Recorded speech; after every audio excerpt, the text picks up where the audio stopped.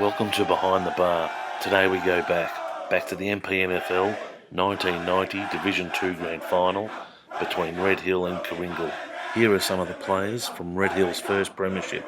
Sit back and enjoy.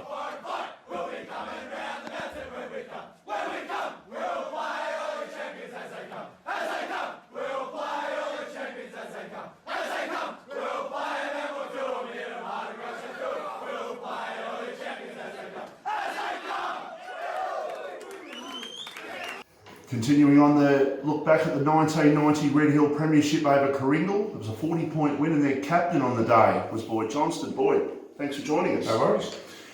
1990, a special year. It's the one and only premiership that Red Hill have had in the seniors. It's a long time to wait for number two. It is. Oh, look, I think it was a lot longer waiting for the first one. It was 60 odd years for the first one, so this has probably come quicker than the first. And hopefully. What about the season? Like, you finished on top of the ladder, I believe. We did, yeah. You finished on top of the ladder. I remember seeing, because I went to school with Rambo. I remember seeing Rambo, and I wasn't sure it was his first or second year, but he's saying his first year.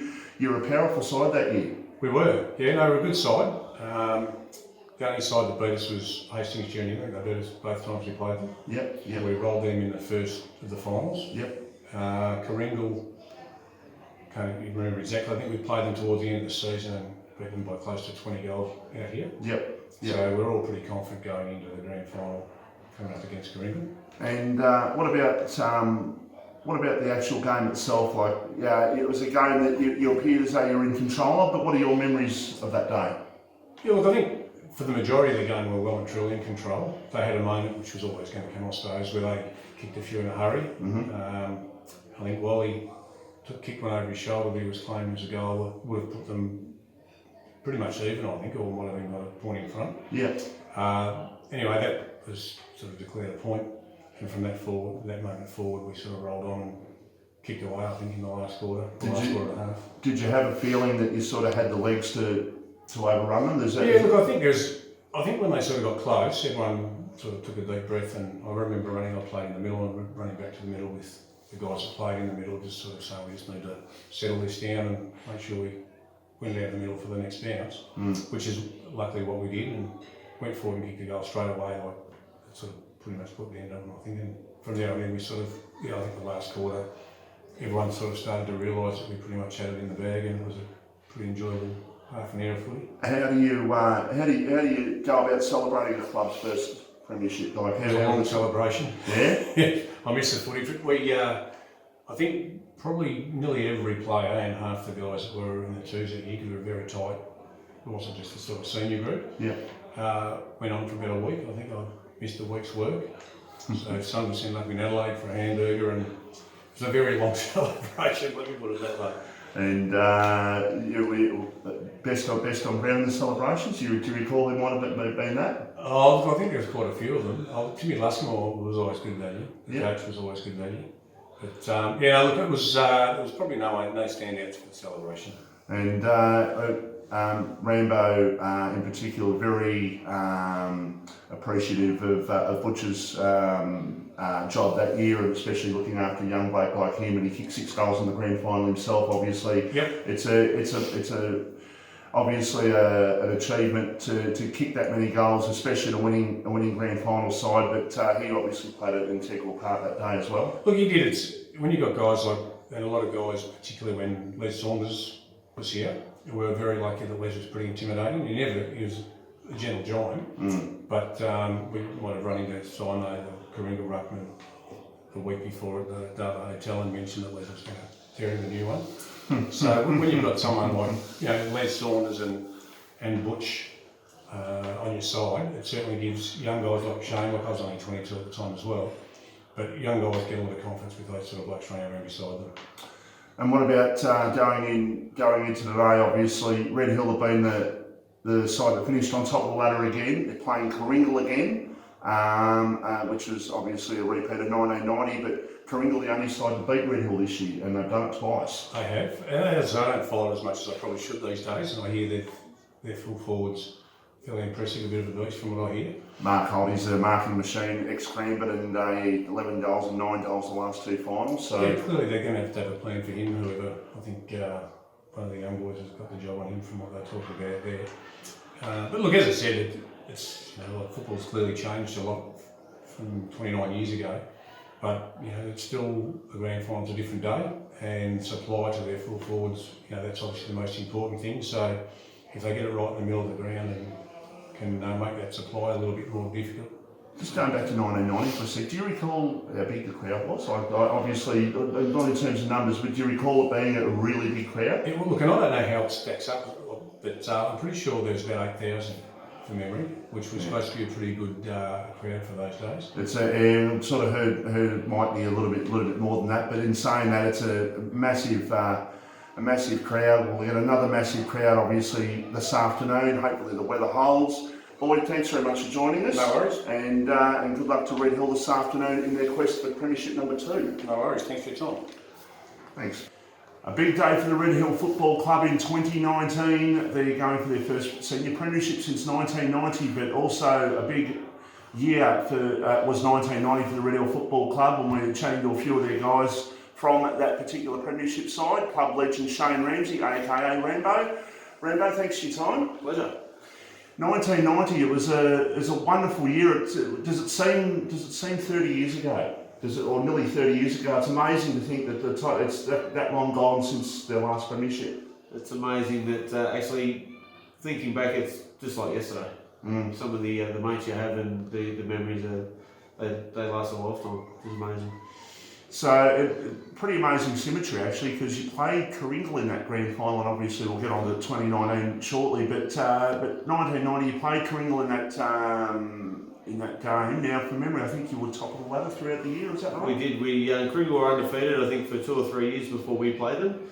Up on the chip, and we beat them by 20 goals in the first time we played them through the year, from memory. That's 30 years ago. And then we beat Hastings in the second semi and went straight into the granny against Coringle. So I think we were warm favourites. So we had an amazing team. Some of the players that I played with, just amazing players. Yeah, touch on a few of those for us. So for me, it was my first senior year, and I was playing full forward down with Tony March and Butch. Yep. And he made you certainly stand a little bit taller.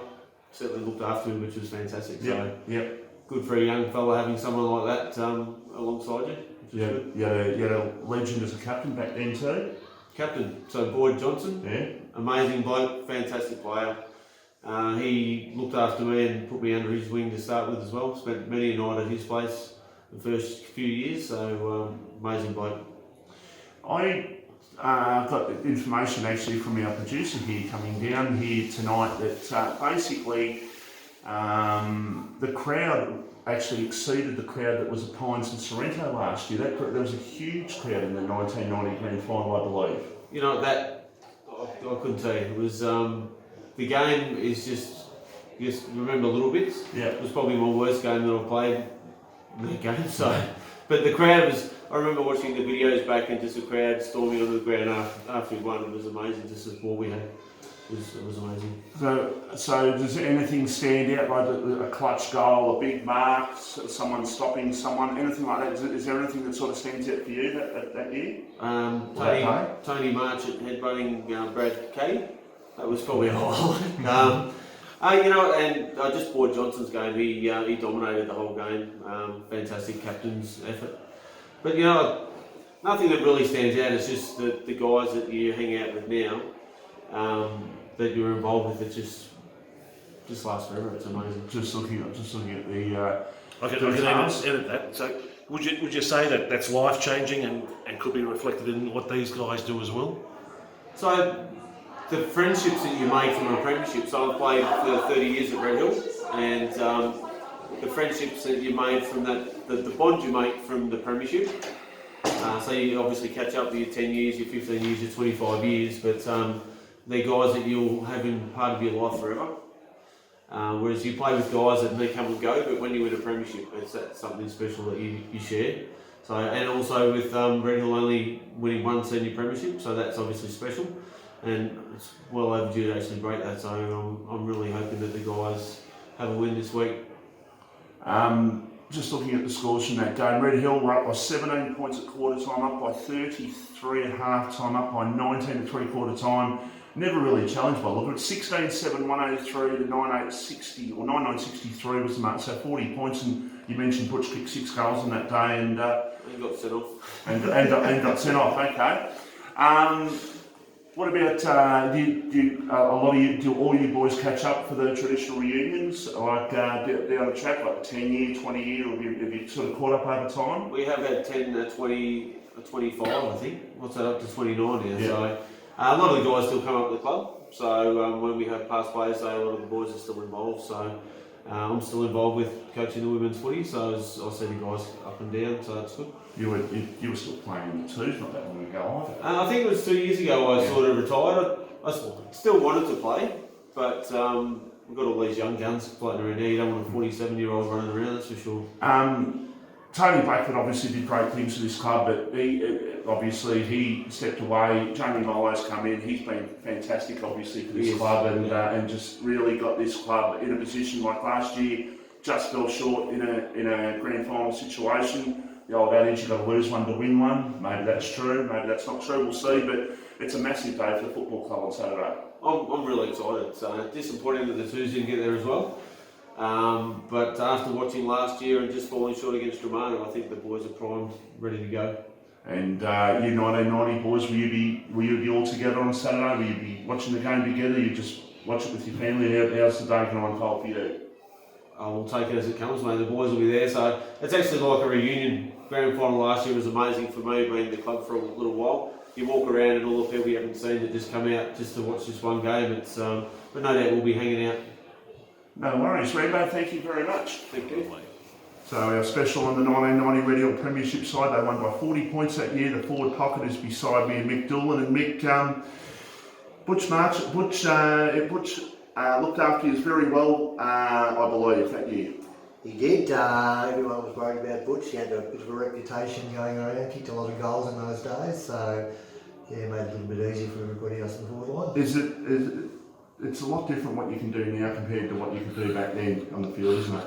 Yeah, it is. It's probably a lot quicker nowadays, watching those young blokes run around out there. They go twice the speed we went at, and yeah, very different game. What about 1990? It was obviously a landmark year for the club. It was the club's first senior premiership after a long time. And your memories of that day? Yeah, it's pretty good actually. We during the year, sort of Hastings were probably the best going around. It was probably the fact that they went out in straight sets. We sort of felt pretty comfortable, or not comfortable, but pretty good about the day. So it was a good day all around at the end, and yeah, great memories. Sort of all really good mates nowadays, 30 years later, catching up with them now, it's just like yesterday again. So. I was going to say, can you believe it's nearly 30 years? I know, it's scary, isn't it? Must be getting old. It's crazy, but Boyd, your captain, was in before, and he was telling us the celebrations were pretty wild back then. Yeah, I remember about after a week I tried to walk home. I was living in Chelsea at the time, and they picked me up at the top of the hill and got dragged back to Flinders pub, and a few blokes lost jobs and what have you over the course of 2 very interesting weeks. So no, it was great. But it was a worthwhile experience though. Not for the brain cells, but for everything else it was pretty good, yes. The game itself, obviously you were in control of it pretty much most of the day, but there was a time where there was there was a controversial goal in the last quarter that might have been scored by Coringa, which might have put them in front, but after that you just put the foot to the floor and away you went. Yeah, always had troughs and peaks in games. They had their probably 15 minutes where they probably came closer to us, but I think we were sort of pretty in control of the game the whole way. It sort of showed in the end. Butch got into the game in the second half, which he always did, and kicked 4 or 5, I think, and it was all over. And what about your time at Red Hill? How many years did you play here?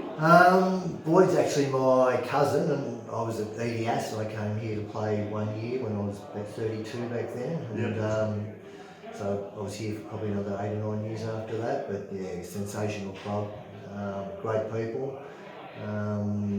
Yeah, should have come here earlier. And have you caught many games this year? Have you been to see them? I've been to see 6 or 7 earlier on in the year, so yeah, they're a pretty impressive bunch of young blokes out there. And Jamie, a pretty impressive coach too. Yeah, it's probably the best I've seen going around the peninsula. As a complete coach, and having Adam Hunter now up here with him as well, a sensational bloke as well, so got a good crew. And obviously today you're going for Premiership number 2. 29 years is a long time. You paid your dues. They have paid their dues. A lot of blokes up here have waited an awful long time, so a lot of families that have been involved with this club for a long time, their kids are coming through now, so they've more than paid their dues. I think 2 every 80 years is probably pretty good. They deserve it.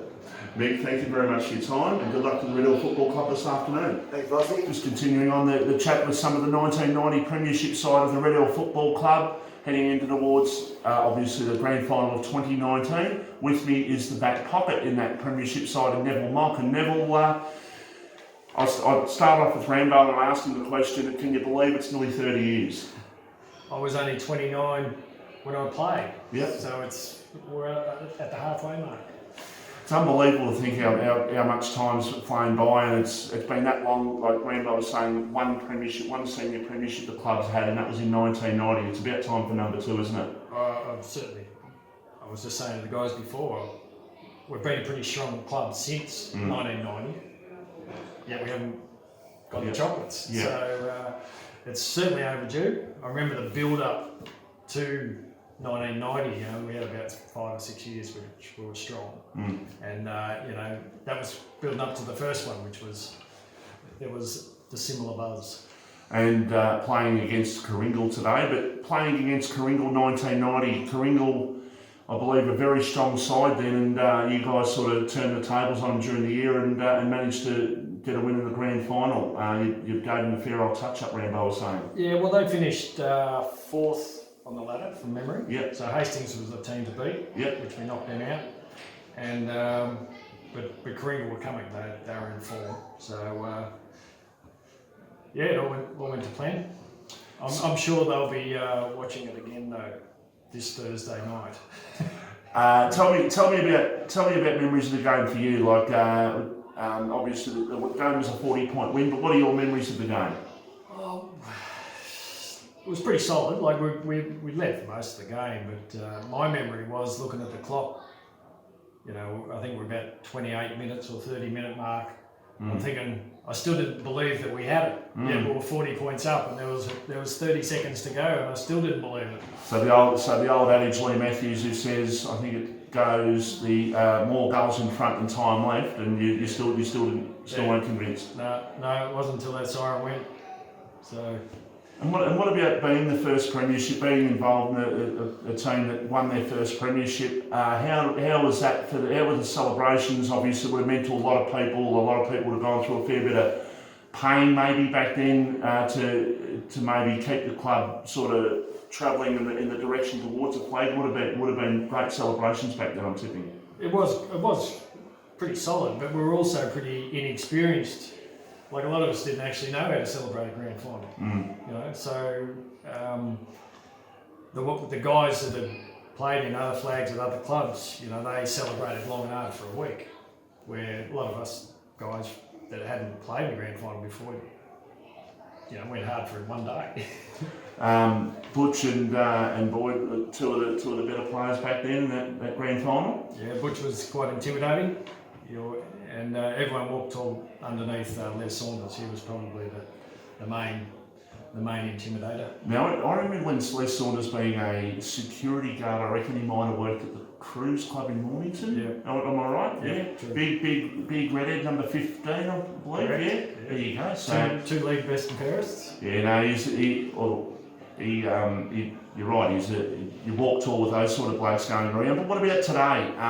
Today, what this means for the club to get the second premiership? Obviously, you guys being there's 20 of you that are premiership players. It's about time that a few more join the club. You reckon? Oh look, we're starting to get fatigued from carrying the mantle for so long. It's time we handed it over. And they've had a fantastic year, but they haven't been able to beat Coringal. But what better way to do it in the grand final, I guess? They got a pretty solid forward up there that's going to be pretty influential. He's had a really, well, his last 2 finals have been tremendous, haven't they? So 11 goals and 9 goals for the listeners and the viewers. Mark Holt we're talking about at Coringle and ex-Cranbourne, of course. 20 goals in final series is, he could well be the difference. Well, for your sake, I hope he's not, and I hope that to see some more Red Hill players up there on celebrating a premiership. You'll be there Saturday watching the game. Yeah, we've got some vacant time for Saturday. Thank you very much for joining us, and good luck to Red Hill this afternoon.